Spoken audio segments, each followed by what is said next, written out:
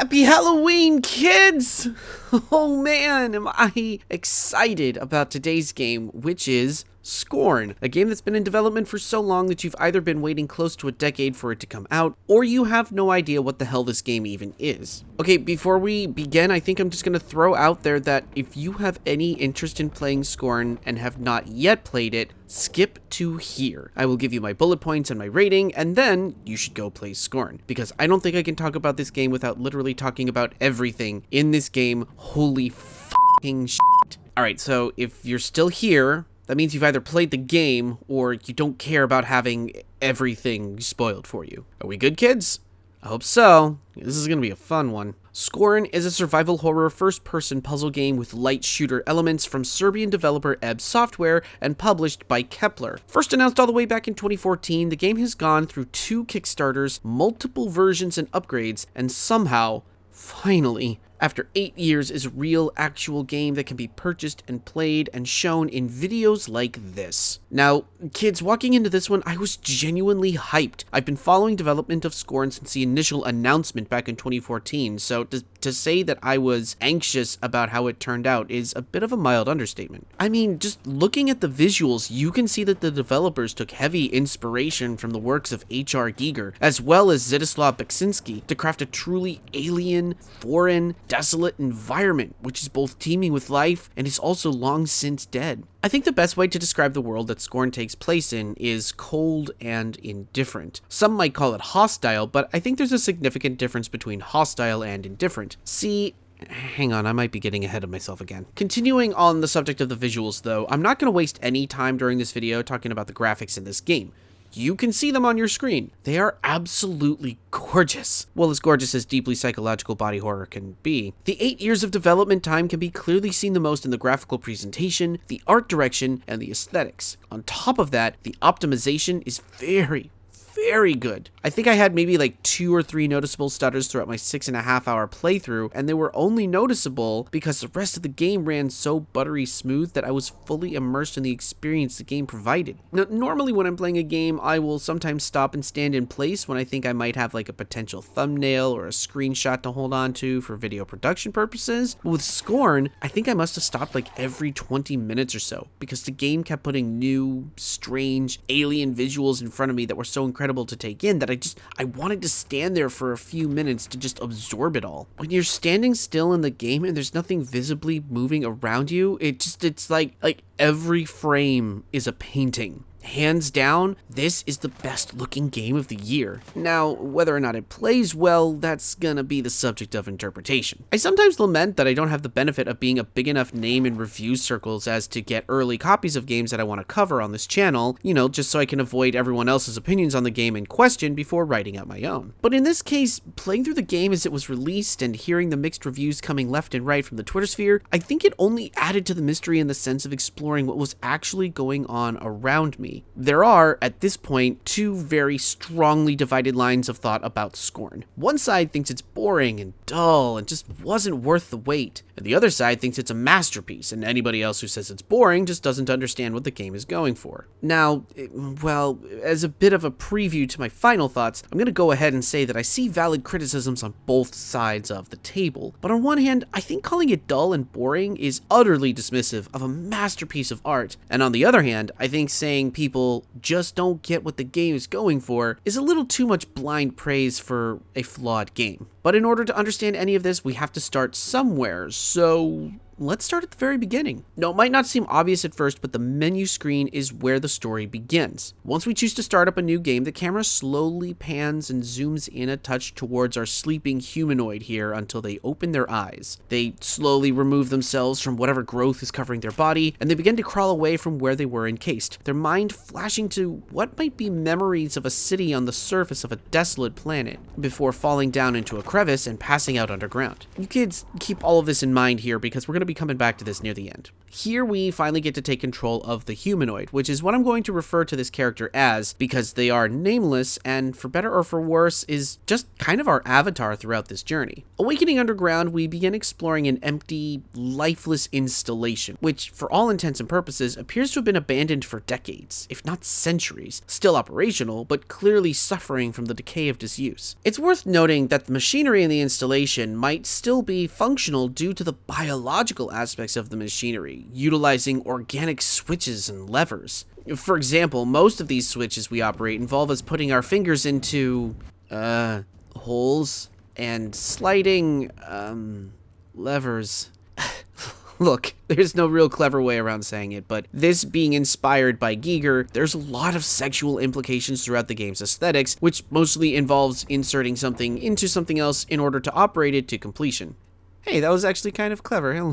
Look at me go. To start off with that analogy, one of the first things we find is, well, what I call the key, which is placed on our humanoid's hand after inserting it into a long tube-like orifice, and the key device is forcibly welded to their hand. When used, the key extends itself from the device on the wrist, which can then be inserted into the proper hole, and then, look, after a while, some of the inserting and twisting and manipulation of organic material becomes second nature, and you don't really think about it too much. But just as you start to get used to the endeavor of literally placing your hands inside of things, the game will switch it up just a bit and ask you to do something a little extra queasy, and then you'll be right back into the discomfort zone once again. Scorn is not a comfortable game to play. At any given second, as you navigate this world in order to find your way to the end, you will be tasked with doing horrific things in the most casual and blasé manner. So much so that while the humanoid doesn't seem to blink an eye at these actions, you, the player, will genuinely feel somewhere close to recoiling as you do so. For example, the first puzzle tasks you with finding a way to open a door that clearly requires 2 people to operate it. You don't have anyone else around you, so you keep exploring until you come to the pod chamber. This puzzle took me 20 some odd minutes to complete, and it's literally just a game of shuffle.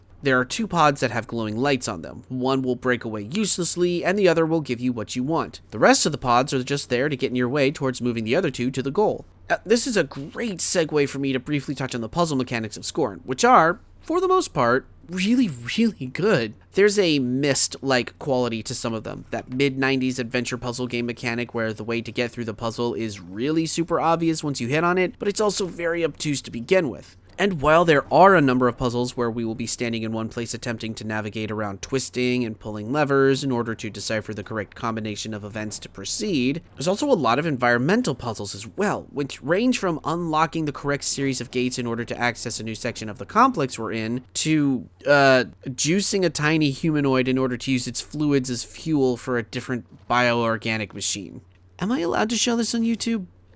We'll just call it a documentary. I'm sure it'll be fine. Anyways, the puzzles themselves aren't very difficult. They're just brain-teasing enough to stop you in your tracks long enough to scratch your head, maybe brute force your way through, and feel like a super smooth brain once you've accomplished your task, unless you fuck yourself over along the way and you feel like an idiot for doing so. Like this first puzzle with the pods, for example. It's actually pretty easy, but because I didn't understand what the game was asking me to do at first, I accidentally buried the pod I needed to move to the goal behind everything else. And it took me forever to unbury it and then finally receive my prize. And what was the prize, you ask? It's this little dude. I named this deformed monstrosity Bob. Say hi, Bob. Hi, Bob. Bob is still stuck in his pod, moaning helplessly and waving his useless arms about, staring you in the eye as you load him onto a cart and switch the tracks around so you can push him over to...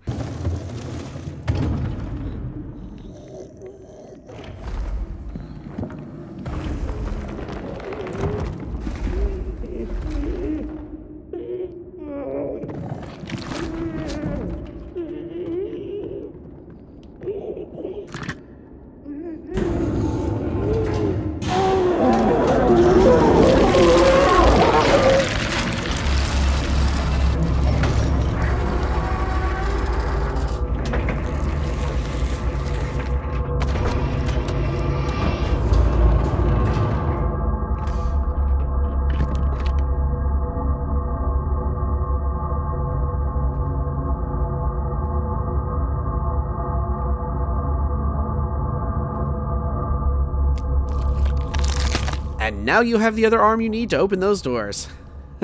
Okay, so welcome to what you're basically going to be doing for the rest of the game. fuck? Going through this sequence, watching Bob stare at me and hold out his hands for help, pleading and with whimpering wordless sounds from his mouthless face, and then watching him get scooped like a fucking piece of garbage, I was sick. I was absolutely not comfortable with my actions. But that is kind of the point of this game. As noted already with the juicing of the tiny humanoid, Scorn tasks you with intentionally causing bodily harm to any number of life forms that we meet in our quest to navigate this world. Oftentimes in the most dismissively casual way, doing so with the same laissez-faire that we would have changing the batteries in a remote control, or the simplicity of turning and swatting a fly or smashing a spider in our house. These actions aren't something that we stop and think about. Batteries only have so much life in them until they're dead and we throw them out, and insects are intruders in our homes. What we do to Bob, pulling him from the pod chamber, pushing him forward, cracking open his shell, scooping him out just so that we can use his arm as a tool, the game demands that we do this unblinkingly while understanding that we are doing this to a living being, a point that will come up again down the line. Now, I found out after the fact that you can actually just crack open Bob's shell. He can get up and walk around, follow you about, help you open the door, and then you can just leave him there. You don't actually have to crunch him, but then you're also facing the reality that you have just helped this newborn being and left them stranded in this desolate facility, and they're probably just gonna die a slow, agonizing death. No matter which path you end up choosing, it doesn't end up well for Bob. Now, pressing forward after this, the humanoid comes across what I think can be described as some kind of production facility. Production of what is still kind of up in the air. Trust me that when I say I'm grasping straws at a lot of this, I really mean that I am grasping at straws here. But this is where the humanoid finds our first, weapon is kind of the wrong word. We'll say tool. It's a device that I'm going to call the piston. And I call it that because it has the shape and qualities of a melee weapon down to its jackhammer-like action, but for the most part we're going to be using this as a tool to insert into different locking mechanisms that will then either open or activate something in the environment for us. There are some odd bulbous floating drone mechanoids that appear once we get the piston, and I got the sense that these are like caretakers of some sort, but the spray that they slather all over this area of the facility during their caretaking can and will cause damage to the humanoid, so we can't just wander through here without any danger. We'll have to either take it slow and time the caretaker sprays, or we'll have to use the piston to break them apart in order to continue forward. This is our very casual introduction to combat mechanics. Now, while we won't be doing any actual combat for some time yet, I won't get into the details of how combat works, but here we have a safe area mostly free of overt danger in which we can understand movement, how the piston works, and the fact that we can, in fact, be hurt by our environment. I do like how the HUD disappears from the screen when it's not in use, and it only appears when we're either taking damage or getting our current weapon ready. Shit like that just adds to the immersion factor of the game. Back to the caretakers for a second. It should be noted that they're not causing any overt harm to us, nor are they pursuing the humanoid. We're just destroying them because they're in our way. But after a brief exploration puzzle in which we load 3 containers filled with, white stuff, resin. We'll call it resin. Into a larger device, something seems to go wrong as the device explodes from too much pressure, knocking us down, and we're buried beneath the white resin that we had just filled the machine with. You kids keep it clean in the comments, you hear me? What's interesting about all of this is that we awaken in a completely different place than where we were just knocked out. For all intents and purposes, it appears that we've awoken in some kind of chamber, covered in a shell of hardened white resin. And as we break out, we discover that somehow our body had been transported into a birthing chamber stuck to the wall of a cliff. We fall out onto the ground, pull out the umbilical cord now protruding from our midsection, and begin making our way through what looks like the surface of the planet we saw at the beginning of the game. Compounding the what the fuckery of all of this are the multitude of skeletal remains of what can only be other humanoids who were birthed from the cliff pods but died pretty much soon afterwards. If you're not confused by any of this yet, then congratulations, you should probably see a therapist. This is easily one of the most bewildering parts of the game as we wake up with none of our previous inventory on hand, most notably the key device from our wrist, which is something that I think you should definitely take note of right now because we're going to come back to that point in time. For now though, we get to briefly wander about the planet's surface around the outside of the facility and then back to the resin production room, which certainly looks a little bit more dilapidated than when we last saw it, and then we get this fun scene.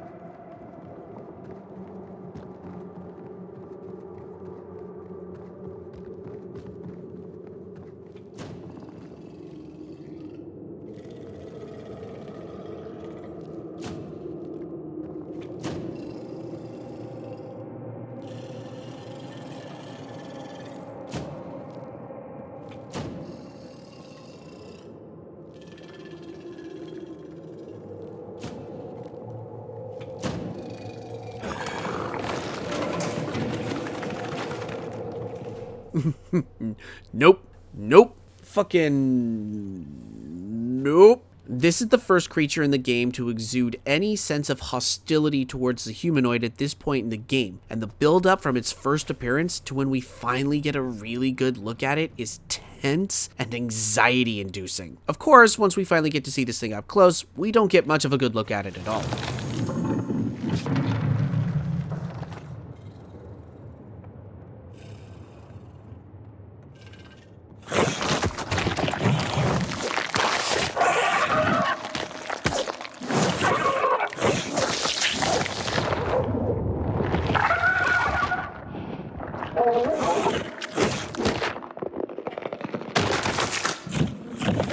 I've decided to call this creature the Parasite. So as you can see, it grabs onto the humanoid, it buries its arms into their midsection and hangs onto their back for the remainder of the game. And at first it doesn't seem like too much of a hindrance. After all, somehow the damn thing has a piston attached to its tail, so now we have a piston again as well, meaning our little parasite friend has just given us a tool for proceeding forward. But when we look down, we're reminded that this thing is literally shoving itself into our body. Sometimes when we look down, we will see that it has humanoid hands and that they're holding part of our inventory. And over the course of the game, we'll be reminded rather violently that this thing is leeching off of our own physical being. Sometimes the humanoid will stop and bend over in pain, looking down at the parasite's arms as they dig a little bit further in and our health bar takes damage. We can, of course, heal after this, but that's not the point. The point is that this thing is a very real and present problem and will need to be dealt with in due time. But first things first, we get a new key device, solve a couple of puzzles, and we'll get to our next two inventory items. The access remote and the, I don't know what to call this thing.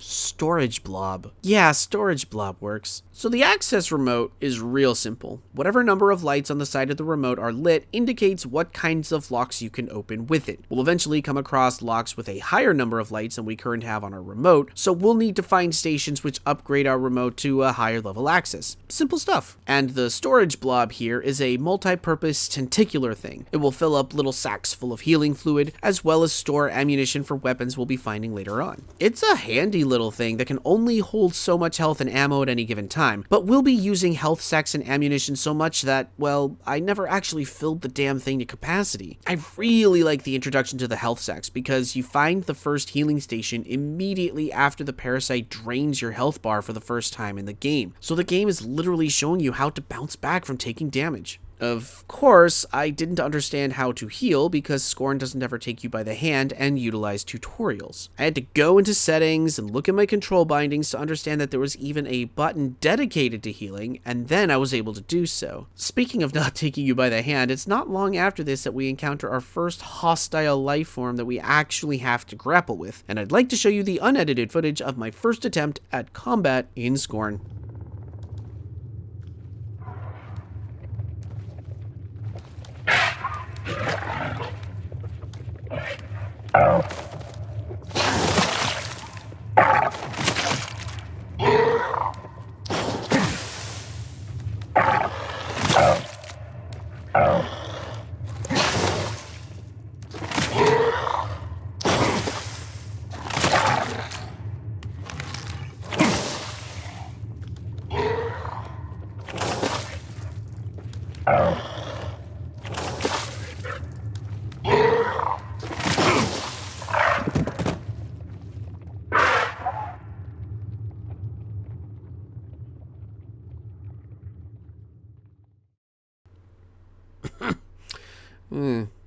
Alright, so while admittedly that was my first time fighting anything that could hurt me back in this game, combat with the piston does not get much better than that. And we're going to be doing a lot of fighting with the piston. The problems here are multiple. Number one, the piston has limited uses before it needs to recharge its attack. You can attack twice in a row in fairly rapid succession, but then the piston takes like 2 or 3 seconds to recharge so you can attack again. If you try to attack during that recharge period, the piston makes an exhausted wheezing sound instead, and it takes that much longer to recharge. This would be fine if it wasn't for the fact that most of the enemy types take more than 2 hits to go down. So the combat loop with the piston consists of hit twice, run away, recharge, hit twice again, run away again if necessary, hit once or twice more, and hope to God in the meanwhile that you're not getting hit by their attacks while you do so. Number 2, gauging the range on this thing is absolutely fucked. Sometimes I thought I was close enough to land a hit, but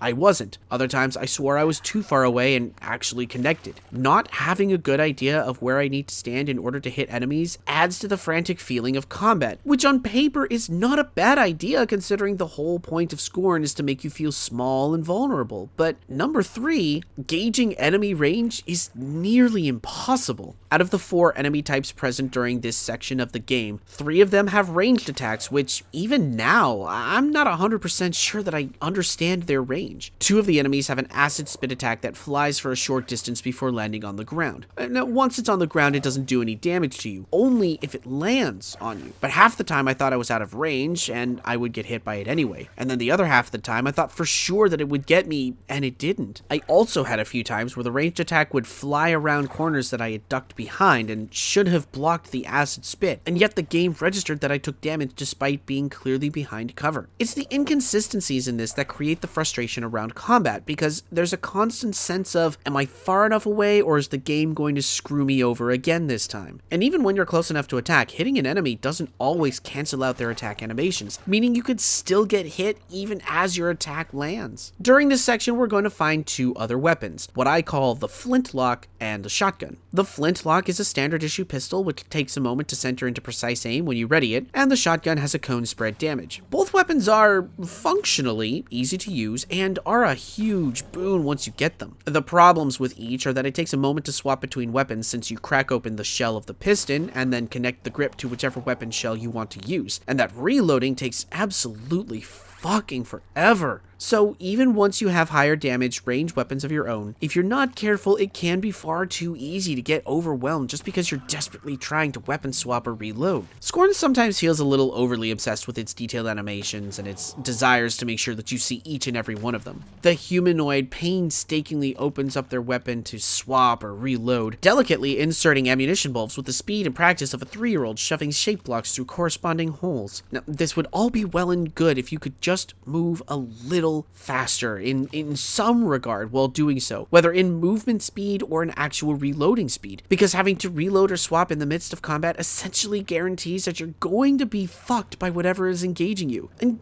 yes, okay, survival horror is supposed to be about being forced into survival situations where you have to fight with terrible mechanics in order to stay alive. Most characters in survival horror are not trained soldiers. Well, usually. But rather, they're just everyday people thrust into situations way over their heads, and they're doing their best to get through it. That's what makes for really good survival horror games. But even those games understand that you have to have solid, if not simple, combat mechanics in place. Sure, the player should feel vulnerable, but not completely screwed. Here, Ebb Software has crafted a combat system which feels like it's trying to hit those notes, but is just shy of achieving it. If the enemy attacks were more consistent mechanically, or if the reloading and weapon swapping speeds were just tuned a touch, then I think I'd have zero complaints here. But the combination of the game's figure it out on your own mantra and the inconsistent combat mechanics really make fighting in this game less of a tense experience and more of a frustration. But even with all of that said, combat on its own isn't so bad that I can't move past it. I've experienced far worse combat in gaming, and this here is okay enough to make do and forgive and forget. But then we need to consider the checkpoint system, and that's when this game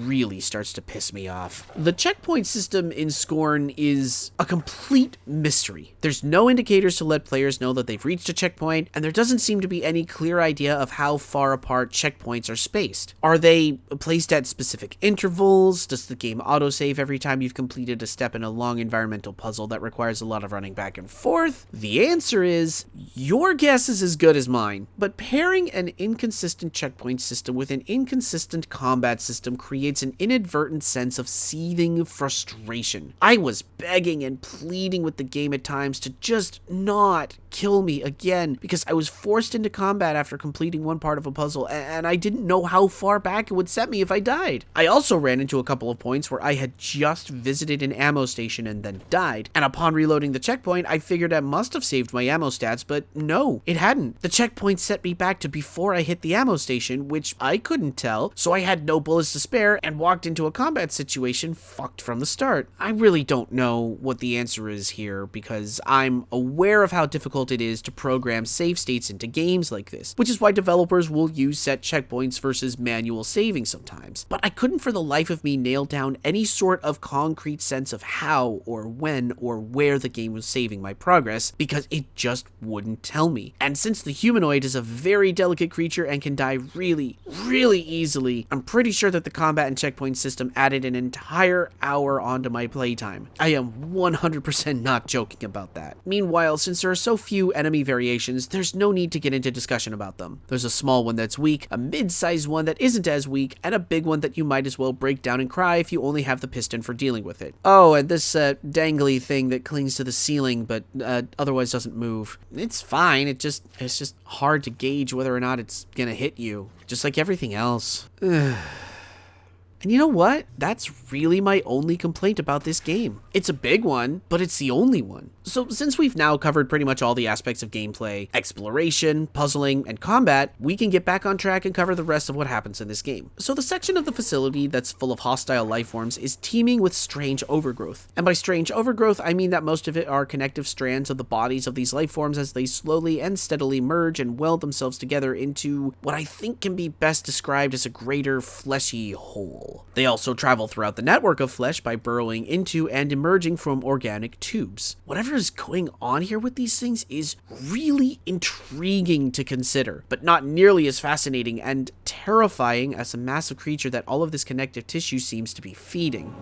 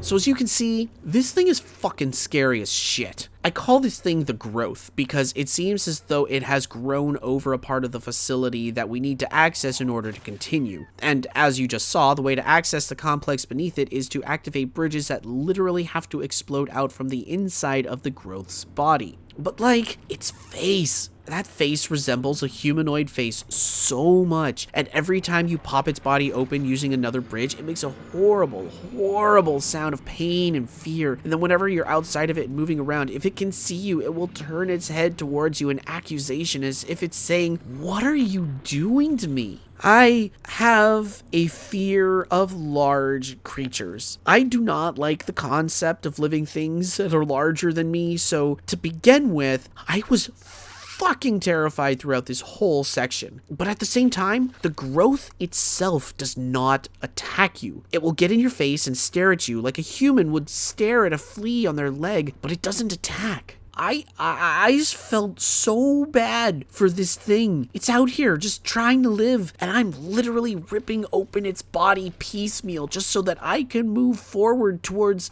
fuck, I don't even know where I'm going or what I'm doing. I'm just following directions here. I did not want to keep going and keep causing harm to this thing, especially since it culminates in, well, see for yourself.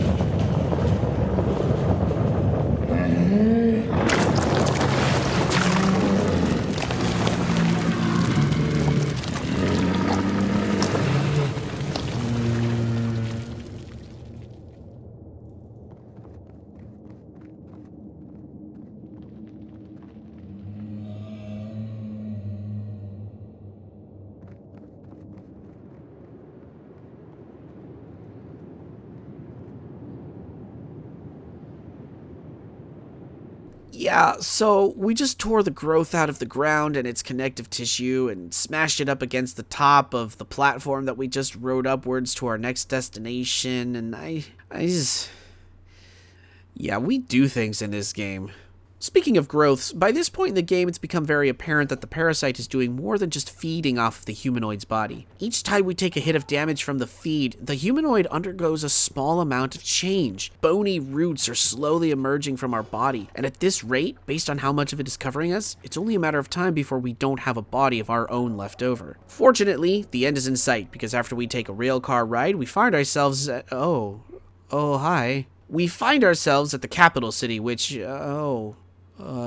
know what? I'm not sure how much of this area I can show, but we're sure gonna try. The capital city is where Giger's influence is felt the most. Up until now, there's been the implications of sex and reproduction and birthing. But here we get the most overt glimpses at the humanoid race's ideology, which is, to put it bluntly, fucking. Okay, that's a little too blunt. It's reproduction. Not just that, but transformation. There are numerous statues in various states of sexual gratification. There's statues of feminine-presenting humanoids with very pregnant bellies standing over birthing pods that we have seen other humanoids emerge from. There's phallic-shaped statues that line the stairs to the central complex. The theme of creation, more specifically biological reproduction, has been present in various ways and analogies throughout the course of the game, but now we get to see just what that process meant to the society of humanoids who used to live here. In other words, it was everything to them, to an almost religious degree. Enough so that they literally built statues and machinery in order to aid them in the continuation of their species. What's even more interesting about all of this is that there's what appears to be some kind of organic mass over the central area of the Capitol building, attached to a bunch of statues like fiber optic cables. And there are murals inferring some kind of transformation or transfiguration between one humanoid form to what appears to be another. But for now, we have a couple of puzzles to solve. So we need some biofluid to fuel a pair of pregnant effigies, meaning that it's time for us to go juice some tiny rabid humanoids like I mentioned earlier in the video. For some reason, the bodies we need are encased in these ruby containers that are designed to fit into a weird homunculus-like machine. So we have to put the container in the machine, crack open the container, juice the tiny body, put the fluid fuel into one of the pregnant effigies, and then do this 2 more times in order to fill another container full of fluid. Well, the problem with this is that the tiny humanoids seem to have noticed that we're out here to specifically juice them. So once we put the next container in another homunculus shell, it decides it wants to fight back and we engage in a boss fight. And like, okay, I really don't want to downplay this because this sequence is actually tense as fuck in like the best possible way, but it also has the same kind of inconsistent trial and error that the rest of the combat in this game has, in which you have to figure out the pattern of attacks coming your way, wait for the glowing red weak point to appear, and then shoot the weak point. Again, this is the most tense the game has been at this point. So far, we've just gone about our business and done whatever we've wanted to the various life forms around us in order to open doors and move forward and stay alive. But this is the first time a life form has actively fought back against us as a way to ensure its own survival. And I would enjoy this sequence more if it wasn't for the fact that the fight is 2 stages, and the second stage is much harder and more confusing than the first. The first stage will reveal the weak points naturally over time, with a consistent attack pattern. But the second stage only reveals a weak point if you can successfully goad the homunculus into a melee attack, which, again, there didn't seem to be a consistent way to get it to lead into one of those attacks. I think I died 6, 7 times during this fight. And since the checkpoint doesn't save between the stages, that means that you have to go through the painfully slow process of beating the first stage all over again just to get to the second stage of the fight again, and then try and figure out how to get it into position in the way you want to. I really want to praise this sequence more than I think I am. It's really good. The feeling of being pushed back against when so far there's been no resistance to your manipulation of bodies is incredible. The game sets this up really well and executes it really well, but making it a 2-stage fight with an obtuse second stage just...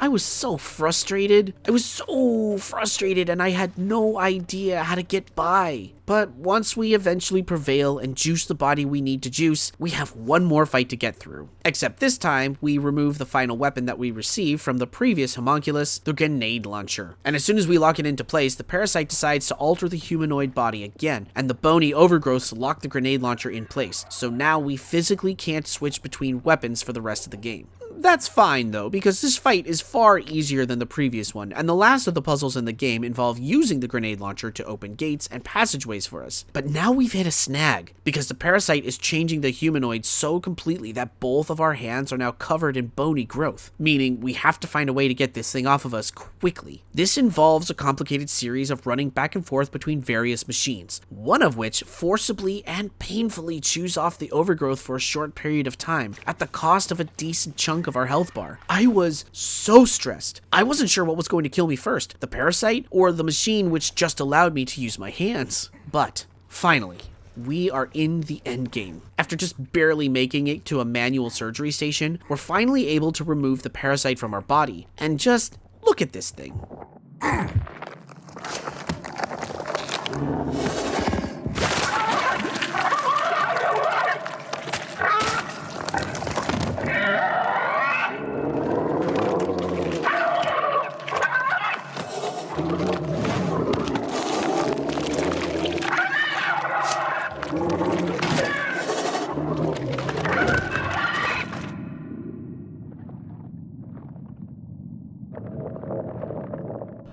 Oh, hey, look at that. You notice anything interesting? Perhaps the humanoid face emerging from the back of the parasite? Remember that. Don't linger on it for too long, because now that the parasite is off the humanoid's body, it has ripped out our intestines in the process, meaning we have one last Hail Mary to save ourselves and make it to the end. Activating the second pregnant effigy takes us up to the main hall, where a surgical mechanoid goes into operation, cutting open the humanoid's body and skull in order to correct us directly into the brain matter above, which turns out to be some kind of hive mind. As the mechanoid continues to perform surgery on our body, we take control of the 2 pregnant effigies, swapping between them at will in order to unlock the final gateway, and then we carry our own body through to what looks like some kind of portal, and that's it. That's the end of the game. We've made it at last.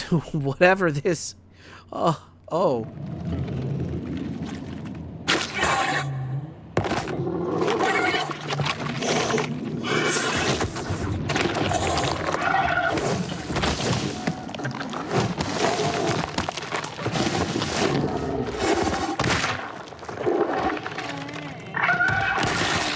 Oh fuck. Yeah, in one stunning twist that had my jaw on the floor, the parasite makes one last appearance to curtail our attempts to make it through the portal, taking over the humanoid's body for the last time, successfully merging with it completely. And as a haunting, mournful melody plays, we get brief shots of the parasite feeding on the humanoid, before the final shot of the game shows the parasite's growth in full effect, with multiple faces emerging from the bony growths, now a completely new being, the process of the parasite's reproduction complete.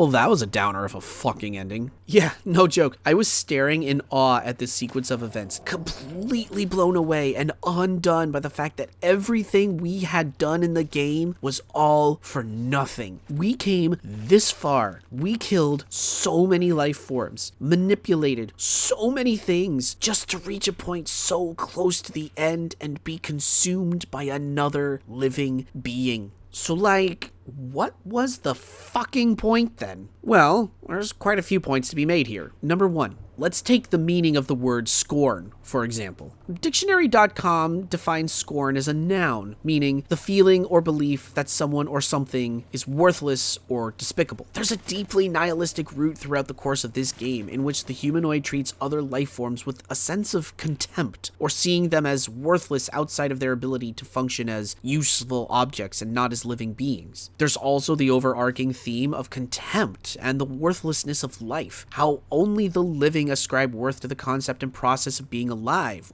or existing, when to the dead, there's no meaning to it any longer. There's a quote from Charles Darwin that talks about the inherent violence of nature, how within any beautiful scenery around us there is chaos and violence within that beauty. Insects eat plants, birds eat insects. Predators eat birds. All around us at any given moment, even in the most peaceful and serene situations, there is violence and death. Scorn magnifies this concept and highlights it by creating a world of cold indifference towards other life forms. Earlier I mentioned that I believe that there's a difference between hostile and indifference. Hostility implies that something is actively trying to cause harm or injury out of malice, where indifference just simply doesn't care. While, yes, the humanoid throughout the course of the game causes harm and injury to several beings, it isn't out of malice or contempt, but instead out of indifference. The humanoid doesn't care about these life forms. It sees them as a means to an end, and as such, it proceeds how it must. Meanwhile, the parasite, if anything, provides the scorn of the game's title. There's definitely a sense of malice and hostility coming from the parasite right from the get-go, as it stalks us, as it slowly tears at our body. And this could be because the parasite used to be a humanoid. All right, I know, that sounds like a stretch, but follow me here for a second. Let's look at the main menu screen. There's our boy, lying there, asleep, covered in bony overgrowth. Look at the humanoid's face here. Whenever we see other humanoids, there's no mouth, no teeth, nothing of the sort. But here, you can see the changes made to the face already. Notice the left hand in this shot. It has a key device on it. Notice how the humanoid in the menu is lying. Now, let's fast forward ahead to the scene where the white resin machine explodes and covers us in the resin. Notice anything? The humanoid lands face down in the resin at an angle very much like the pose we see in the beginning of the game. So, after the sequence where the resin machine explodes and covers us, we wake up inside the cliff egg, reborn, umbilical cord and all. Except, we're not waking up as the same humanoid. No, the humanoid who got covered by the resin and the one waking up in the cliff egg are very different. The segue between the two is so swift and subtle that it's designed to make us believe that we're still playing as the same character. But nope, waking up in the cliff egg is a brand new humanoid character who we are now playing as, while the previous humanoid character is left to rot in the resin. Or are they? Because if you'll notice during the surgery sequence where the parasite is removed from our back, look at that face there. Now look at it now in the main menu. Remember how when the resin machine exploded, that humanoid had a key device and a piston in their inventory? And then when we meet the parasite, it has a piston grafted onto its tail. And if you slow down the footage, you'll notice not only does it have a key device on one of its suspiciously humanoid looking hands, but that there is a skull emerging from the underside of its belly. Do you get it now, kids? Whatever that resin was, when it coated the humanoid we were playing as in that moment, it somehow transformed the physical properties of that humanoid's body and changed it into the parasite that we eventually meet later on. Starting up a new game is the moment that the parasite awakens. After all, as it begins to crawl away, we see flashbacks to its previous life as a humanoid, freshly emerged from a cliff egg, crawling towards the facility, but falling down underground. We then play as this humanoid up until they are coated in the resin and the transformation begins, at which point the game switches perspectives to a freshly born humanoid. You'll notice no key device, no piston, and as we make our way back to the facility, back to the production room where the resin machine exploded, that's where we meet the parasite, a former humanoid, and we carry it with us for the rest of the game. Ultimately, at the end, coming together into some strange fusion of mutated forms, creating a brand new